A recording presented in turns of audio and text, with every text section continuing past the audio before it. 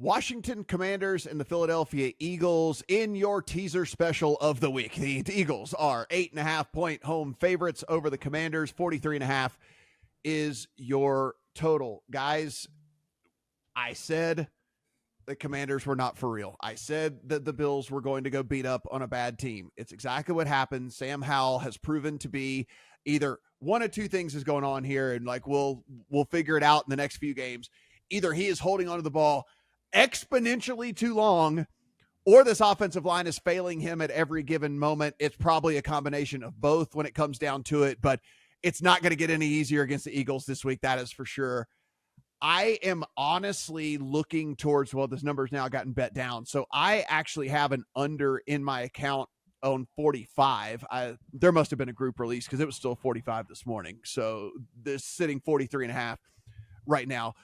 I would still lean under in all of this. Adam, when we look at the way the Eagles play, when they get up, you look at these like whenever they have a 6-point or more advantage, they play incredibly slow.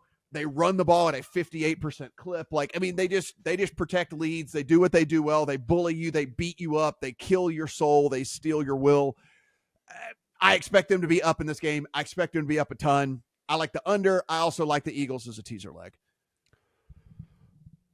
I make this game Philly 8, so for me, it's pretty much right on where it should be. I can't argue with you taking a teaser leg. I really have a very difficult time seeing Washington winning this game. I have heard some people that I respect advocating for taking 8.5 when it's there with Washington, but it's really very system when it comes to that low total division game. It's not necessarily advocating for the Washington Commanders. I said last week that I was starting to develop an affinity for this Washington team. I'm not going to tell you I'm completely out on them right now because I think we might still have a little too much baked in with Buffalo from week 1 and what we saw against the Jets that is downgrading them to the point where we don't say, hey, this Buffalo team really is elite, right? They might really be the team that we've been waiting for them to be.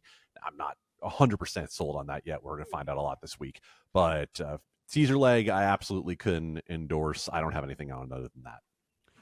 Yeah, Steven, it's also we're getting a healthy version of this Eagles team. Like they're at full strength as well, which I think is pretty interesting for them. Now, Washington is going to get Logan Thomas back. I'm just reading that as it comes across the Twitter machine here. So that is at least a bump for this offense if you believe that he can get the ball from Sam Howell. I don't know if you actually believe that that's the case. What say you in this one?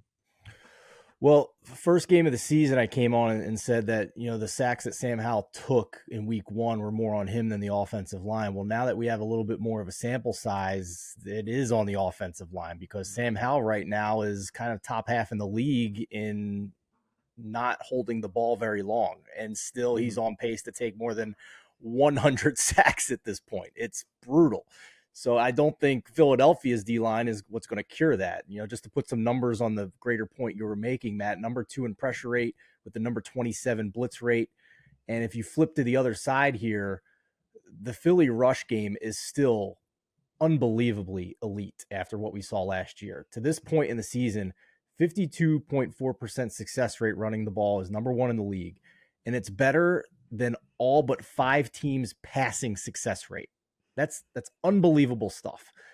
And the Washington rush D, after being really good statistically last year, has now taken a step back through the first few weeks of the season, more like league average at this point, Matt. So, yes, absolutely. Slam dunk teaser leg at this point. I'm with Adam. I'm not completely out on Washington, but kind of like what we saw with the Giants last year and being a little bit punchy against non-top 10 teams. Washington just can't really compete with the elite teams in the NFL, it seems. And we can talk about them in future weeks when they're playing competition that's a little bit closer to their level.